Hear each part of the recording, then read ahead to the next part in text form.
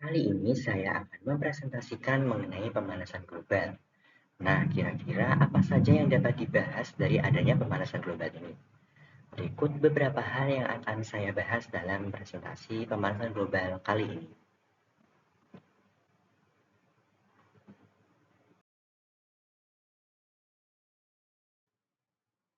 Yang pertama yang akan dibahas dalam presentasi pemanasan global kali ini adalah pembahasan awal tentang pemanasan global. Kemudian yang kedua adalah penyebab dari pemanasan global. Yang ketiga adalah dampak dari adanya pemanasan global. Kemudian yang keempat adalah solusi mengatasi pemanasan global. Yang kelima adalah penerapan hukum fisika dalam pemanasan global. Yang keenam atau yang terakhir adalah hasil kesepakatan dunia internasional mengenai pemanasan global. Kemudian, apa sih pemanasan global itu? Jika didefinisikan, pemanasan global adalah suatu bentuk ketidakseimbangan ekosistem di bumi akibat terjadinya proses peningkatan suhu rata-rata permukaan bumi. Lalu, bagaimana mekanisme naiknya suhu di permukaan bumi? Yang pertama begini, peningkatan suhu permukaan bumi dihasilkan oleh adanya radiasi sinar matahari menuju atmosfer bumi. Setelahnya, sebagian dari sinar tersebut berubah menjadi energi panas dalam bentuk sinar inframerah atau sinar infrared. Kemudian, sebagian dari sinar inframerah ada yang diserap oleh permukaan bumi dan sebagian lagi dipantulkan kembali ke atmosfer. Akan tetapi, sebagian dari sinar yang akan dipantulkan tersebut tidak dapat dipantulkan dengan sempurna karena tertahan oleh gas rumah kaca. Gas rumah kaca terbentuk akibat adanya efek rumah kaca. Hal-hal tersebut yang menyebabkan suhu bumi menjadi meningkat.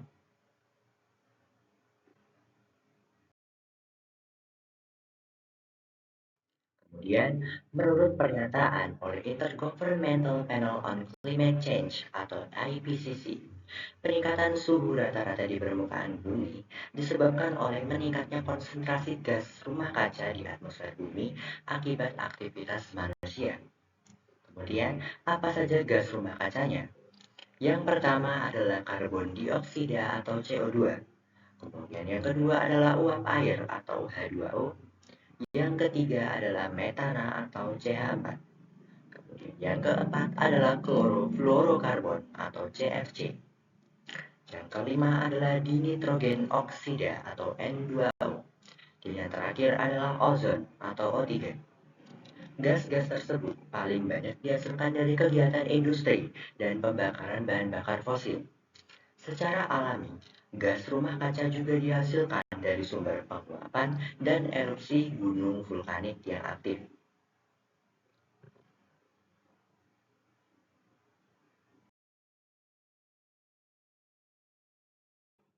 Kemudian, apa itu efek rumah kaca? Sebelum melangkah pada penjelasan mengenai efek rumah kaca, perlu kita ketahui mekanisme terjadinya efek rumah kaca.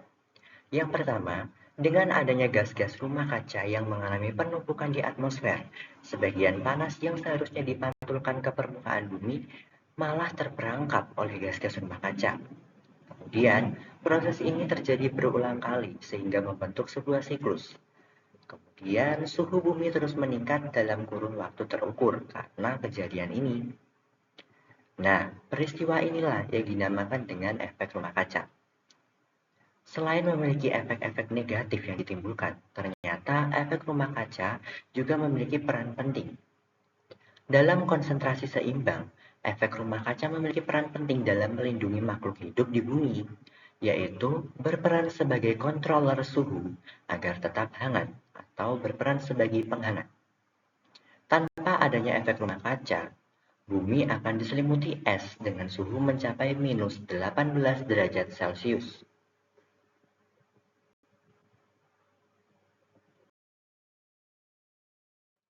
Kemudian, melangkah pada pembahasan selanjutnya, yaitu penyebab dari adanya pemanasan global.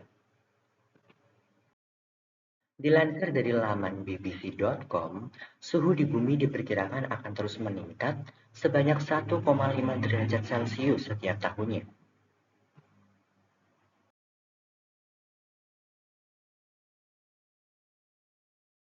Penyebab pemanasan global yang pertama adalah penggunaan bahan bakar fosil. Hasil pembakaran bahan bakar fosil seperti bensin yang biasa kita gunakan di kehidupan sehari-hari adalah berupa gas-gas rumah kaca yang memicu terjadinya pemanasan global. Kemudian penyebab yang kedua adalah penggunaan klorofluorokarbon atau CFC dalam kehidupan sehari-hari. Klorofluorokarbon adalah senyawa kimia yang terdiri dari atom karbon, atom klorin, dan juga atom klorin, di mana gas klorofluorokarbon atau CFC ini ada pada kulkas, air conditioner atau AC, dan juga parfum. CFC dapat merusak lapisan ozon yang memicu peningkatan paparan sinar ultraviolet secara berlebih di permukaan bumi. Kemudian penyebab yang ketiga adalah kotoran hewan ternak. Zat sisa yang dihasilkan oleh hewan seperti sapi melalui sendawa, feses, dan juga kentut mengandung senyawa metana atau CH4, di mana senyawa ini menjadi penyumbang terbesar terjadinya pemanasan global. CH4 dihasilkan dari dekomposisi atau pencernaan anaerob limbah organik pada sapi.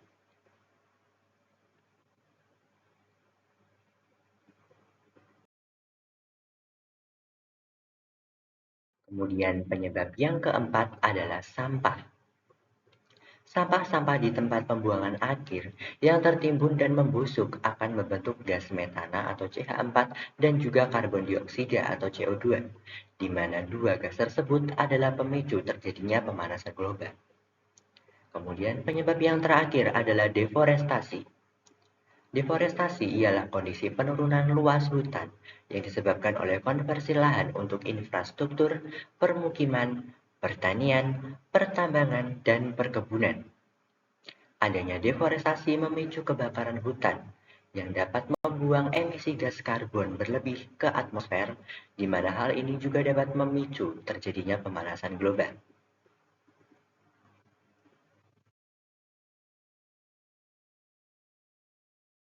Kemudian sekarang juga telah dikembangkan teknologi mitigasi untuk mengatasi pemanasan global. Teknologi ini dikenal dengan nama Carbon Capture and Storage atau CCS. CCS adalah salah satu teknologi mitigasi pemanasan global dengan cara mengurangi emisi karbon dioksida di atmosfer. Teknologi ini meliputi pemisahan dan penangkapan karbon dioksida dari sumber emisi gas buang. Kemudian, karbon dioksida diangkut ke tempat penyimpanan yang aman, kemudian disimpan.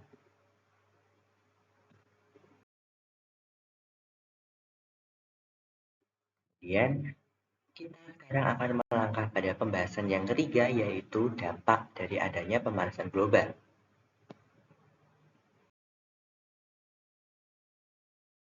Yang pertama adalah mencairnya es di kutub-kutub bumi dan juga mengakibatkan pada peningkatan permukaan air laut, di mana saat es di kutub bumi mencair, ini dapat berdampak pada kepunahan hewan yang ada di sekitarnya.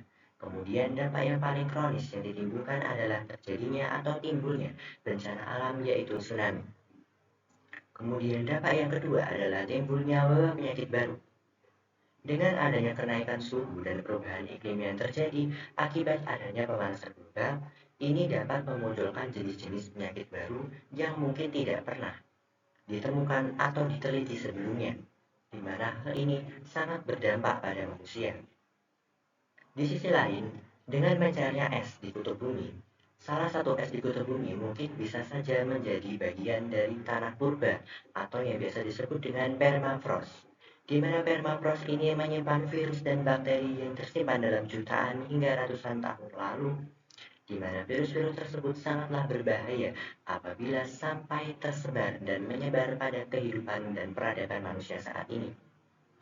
Hal tersebut dapat terjadi apabila permafrost yang membeku di kutub-kutub bumi mencair akibat pemanasan global yang terjadi. Kemudian dampak yang ketiga adalah punahnya flora dan fauna. Punahnya flora dan fauna ini diakibatkan dari kenaikan suhu dan perubahan iklim yang tidak menentu akibat terjadinya pemanasan global. Kemudian dampak yang terakhir adalah perubahan iklim. Perubahan iklim sangat berpengaruh pada hal aspek kehidupan maupun ekosistem.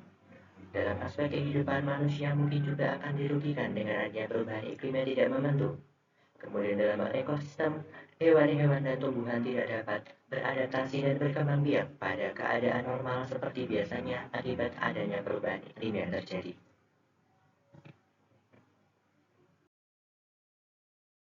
Melangkah pada pembahasan yang keempat, yaitu solusi mengatasi pemanasan global. Solusi yang pertama adalah mengurangi konsumsi daging dan mengganti dengan sumber makanan nabati. Solusi yang kedua adalah penanaman hutan kembali atau reboisasi. Solusi yang ketiga adalah mengurangi penggunaan kendaraan pribadi dan mulai beralih menggunakan kendaraan atau transportasi umum yang telah disediakan oleh pemerintah. Hal ini ditujukan untuk mengurangi emisi gas buangan atau polusi kepada udara di sekitar.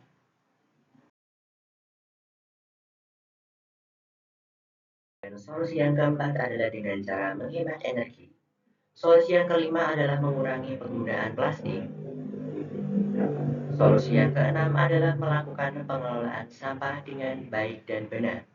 Bisa dengan menggunakan metode 3R yaitu reuse atau menggunakan kembali, kemudian recycle atau mendaur ulang dan mengolah kembali, serta reduce atau mengurangi.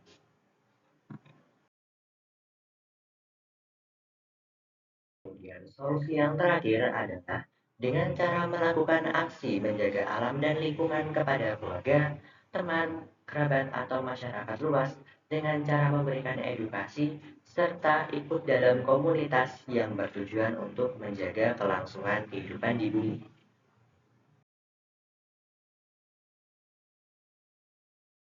Kemudian berlanjut pada pembahasan yang kelima, yaitu penerapan hukum fisika dalam pemanasan global. Proses terjadinya pemanasan global merupakan penerapan dari adanya hukum fisika, yaitu hukum termodinamika yang kedua. Lalu, bagaimana aplikasi dari hukum termodinamika 2 ini? Sebelum itu, perlu kita ketahui bunyi dari hukum termodinamika 2 terlebih dahulu. Kalor mengalir secara spontan atau alami dari material dengan suhu yang lebih tinggi ke material dengan suhu yang lebih rendah. Kalor tidak akan mengalir secara spontan dari material yang lebih dingin ke material yang lebih panas tanpa dilakukan usaha dari luar. Salah satu aplikasi penggunaan hukum termodinamika 2 ini adalah pada mesin Carnot, yaitu mesin kalor yang beroperasi dalam siklus yang reversibel. Reversibel berarti proses dalam sistem yang kondisinya hampir selalu setimbang. Mesin tersebut memiliki suhu reservoir tinggi dan rendah yang memungkinkan mesin memiliki efisiensi maksimal, atau dengan artian usaha terkecil yang dilakukan sistem untuk menyerap kalor sebanyak mungkin.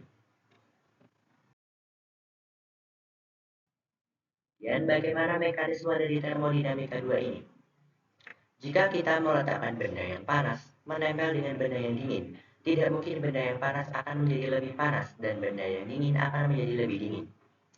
Yang terjadi adalah secara alami, panas akan mengalir dari benda yang panas ke benda yang dingin.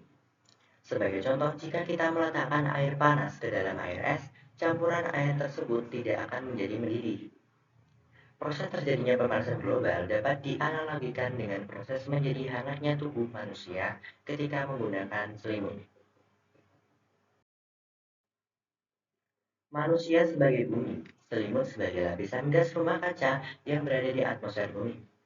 Manusia menggunakan selimut serupa dengan bumi yang dilindungi oleh lapisan gas rumah kaca seperti karbon dioksida, metana, dinitrogen oksida, dan juga uap air. Panas dari matahari dianalogikan sebagai panas yang diterima tubuh manusia dari luar. Aktivitas manusia yang menghasilkan panas di permukaan bumi dianalogikan dengan panas yang diproduksi oleh tubuh manusia melalui proses metabolisme, di mana hasil dari proses metabolisme adalah keringat. Di saat permukaan kulit kita terasa dingin, kita akan menggunakan selimut. Proses metabolisme tubuh menghasilkan panas yang dikeluarkan ke lingkungan. Kemudian, Selimut tersebut menahan sebagian panas untuk tetap ada di permukaan kulit dan berdasarkan hukum termodinamika 2, aliran panas tersebut akan menaikkan suhu permukaan kulit sehingga membuat kita merasa lebih hangat. Begitu juga dengan pemanasan yang terjadi pada bumi. Panas yang diterima baik secara alami dari sinar matahari maupun secara buatan melalui aktivitas manusia, sebagian energinya tidak dapat dilepaskan atau dipantulkan ke angkasa dan tertahan oleh gas-gas emisi seperti karbon dioksida, metana, dinitrogen oksida, dan juga uap air di permukaan bumi. Berdasarkan hukum termodinamika 2, aliran panas tersebut menyebabkan suhu di permukaan bumi menjadi naik dan proses terus-menerus selama bertahun-tahun secara umum mengubah iklim di bumi hingga mampu mencairkan es di kutub utara dan selatan, menaikkan permukaan laut, dan berbagai bentuk perubahan iklim global lainnya.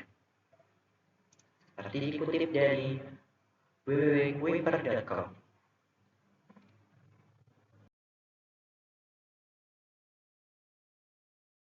Langkah pada pembahasan yang terakhir yaitu hasil kesepakatan dunia internasional mengenai pemanasan global.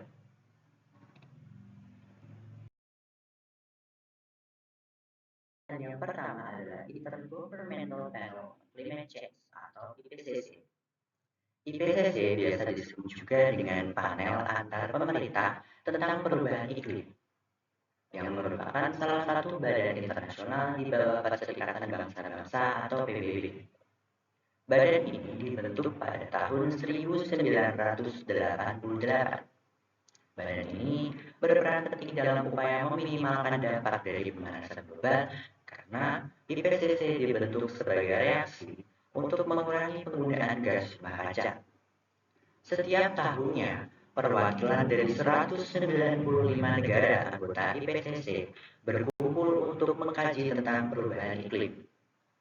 Kesepakatan yang kedua adalah Protokol Kyoto. Protokol Kyoto adalah suatu persetujuan internasional yang merupakan penjabaran lebih lanjut dari Konvensi Kerangka Kerja Perserikatan Bangsa-Bangsa mengenai perubahan iklim, yaitu konferensi tingkat tinggi bumi atau dikenal dengan nama Earth Summit. Protokol Kyoto dilaksanakan di Jepang pada tahun 1997 yang diikuti oleh 160 negara. Namun, baru berlaku pada 11 Februari 2005 setelah mendapatkan ratifikasi resmi dari Rusia pada tahun 2004. Tujuan dari adanya kesepakatan Protokol Kyoto adalah untuk menjaga kestabilan konsentrasi gas rumah kaca di atmosfer agar berada pada tingkat tertentu.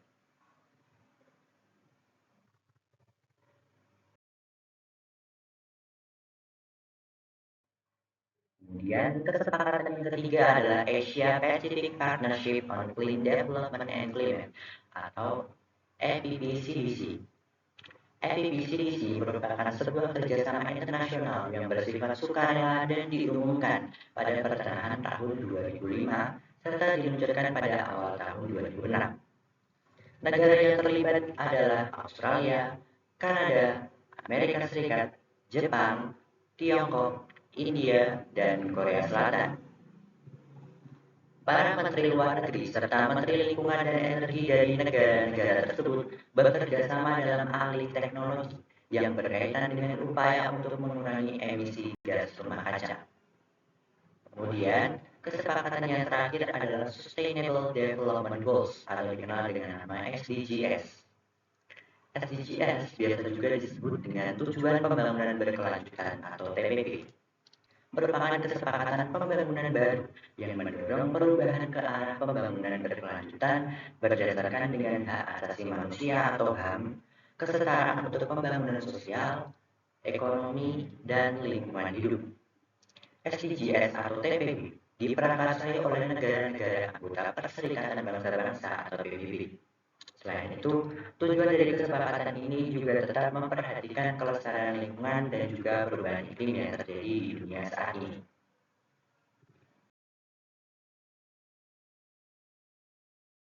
Ingatlah kata-kata mutiara berikut ini. Warisan paling istimewa untuk generasi berikutnya adalah lingkungan yang lestari dan terjaga.